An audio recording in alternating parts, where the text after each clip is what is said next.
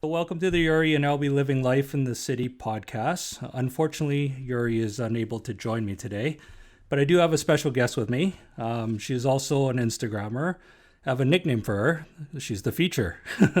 So I always call her the feature because she has some amazing photos and all that. But she goes by her Instagram name is actually M1 underscore M1. That's EMM1 underscore EMM1. Her a lot of her photos get featured on Instagram, and that's a hard task. So, anyways, welcome to the show. I hope it's kind of neat. It's actually our first interviewee. So yeah, this is something different, but this is something that I want to continue to do. So her and I have followed each other for a little over 2 years, and I'm a really big fan of hers. Like I said, she does have a lot of amazing pictures and whatnot. Today, I just kind of want to ask you, like, what's your insight on Instagram or your tips that you can kind of give to the listeners here about how to get featured or how to shoot your photos or, any of that kind of stuff. Well, first of all, I wanted to say thanks for having me here, Al. Oh, you're more than welcome. So. It's new to both of us.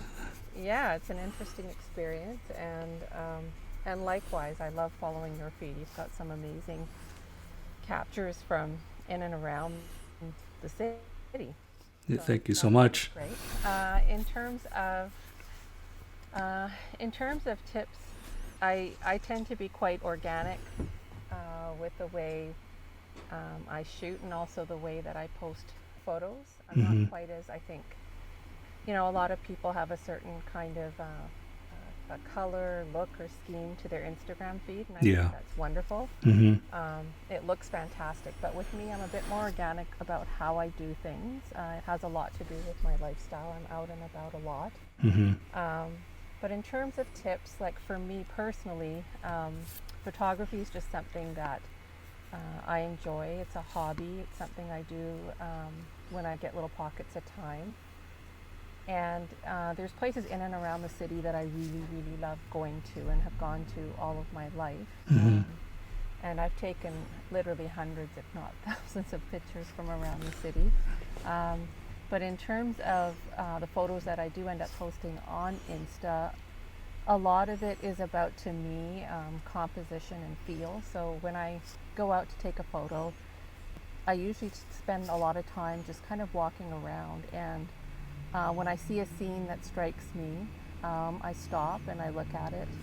I decide what elements I want in my picture, and then I actually go out and take it. So I may take many, many shots before I find one I like. Yeah. I may want to post on the feed, and I think you probably feel the same way. Yes. So to me, a lot of it is about the composition and color. And for me, I just want people to feel like when they're looking at one of my pictures that they're there with me. Looking at the scene that I'm looking at. That's sort of the goal I have in mind when I'm out shooting. And then I do spend quite a bit of time on edits on some pictures more than others. I will often edit and then stop if I'm not happy and maybe come back to it later and do a bit more. What do you use? What do you use for edits, may I ask? I think what a lot of other people use, which is I use Lightroom. Okay. And when I do post, I sometimes will actually use the editing tools on the Instagram app itself to sort of, before I post my final product. So that doesn't happen every time, but I would say that most of the time I use Lightroom for my edits. And yeah, so those are the two elements for me that stand out the most. Now I have to preface all this by saying I'm not even close to being a professional. You sound just like just like Yari and me. Same thing. We said the same thing. Yes. I think for me, it's just something that I love doing, and maybe I wish I could do it professionally. Yeah. Honestly, you have amazing shots, and goes with saying, just like Yuri, when I look at his pictures, I'm just like in awe all the time, and I think it's just because we have that eye for it. I don't know if it's like some of our pictures we just do minor edits or whatnot, but it just feels like that's the look. And like you say, I love what you said there, where you're saying that it's about making you feel like you're there. Because I try to do the same thing too. And I'm very, like you as well, very organic, and I just go out, but I kind of know what I'm going to go out and shoot. But like, say for instance, if it's springtime, I go for the sakura trees or whatnot. And in the winter, I like the frost on the mountains, and it's kind of that kind of stuff. It's similar to what you are doing. So yeah, sorry to interrupt. No, not at all. Please, chime in whenever. So I don't, that's for me. Those are sort of the main things. And Instagram is just, it's such a fantastic platform for sort of sharing photos with other people who enjoy this kind of thing, or people who have that creative bug and want to share some pictures of where they've been and what they've been doing. Those are all facets that I really enjoy, and so I follow a number of people on that platform that are inspire me to go out and sort of do the same thing and actually make time for it, because I think one of the things that happens is that a lot of us get quite busy. So yeah, no kidding. So something that I really enjoy. For me, it's kind of it separates the life from the hobby. It's kind of like you just want to go there and just kind of shoot shots, and I always have to have people waiting around for me just because I'm snapping shots because I saw something that they didn't see, and I'm like, oh, sorry to ruin your time, like especially on a hike or something, right? I'm kind of like there, and I'm hiking along, and we go pretty quickly, but then I'm always like, hey, chill out for a second, I want to take a shot. That's right.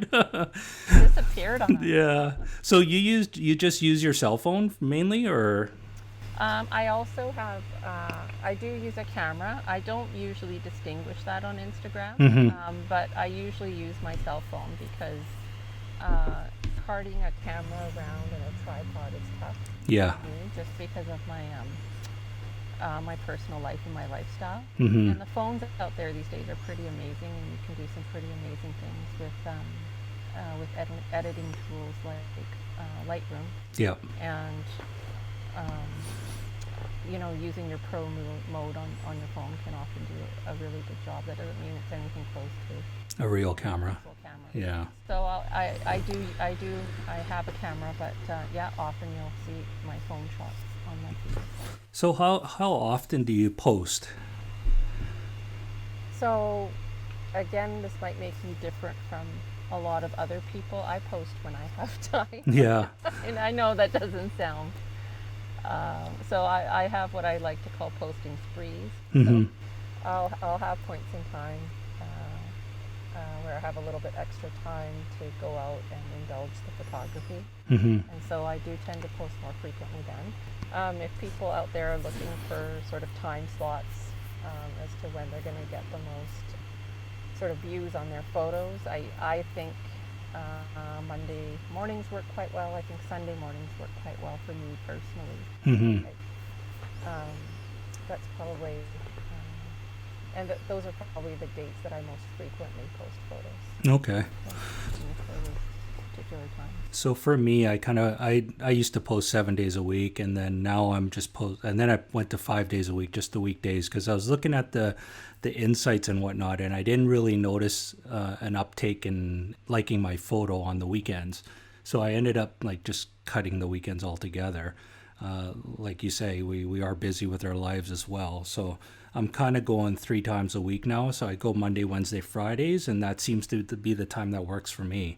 I go usually between 7 and 9 in the morning when I post, and it seems to have a nice little average for me for I guess the likes now.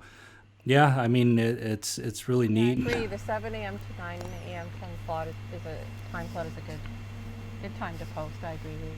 Yeah. Yeah. So so here's the question: how did you get feature all the time? I think we've talked about this before. You know what? I do not go out and seek features. Yeah. what I and this is something that most people I think know, is I tag my photos with Instagram handles that do a lot of features. They're ones that I follow myself.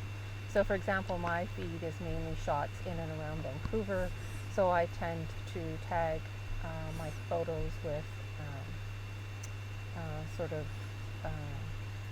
things like at Vancouver, Canada, Vancouver. I tend to get some pictures through them. And that's some big ones too, because there's like a million posts on those things, and good for you for that. Like, I really there is no magic formula. No way. I mean, it's something that happened slowly over time, and I think I told you before that it was pretty organic, and that's what it is.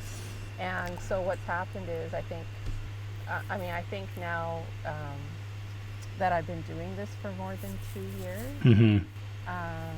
I do get regular features now from certain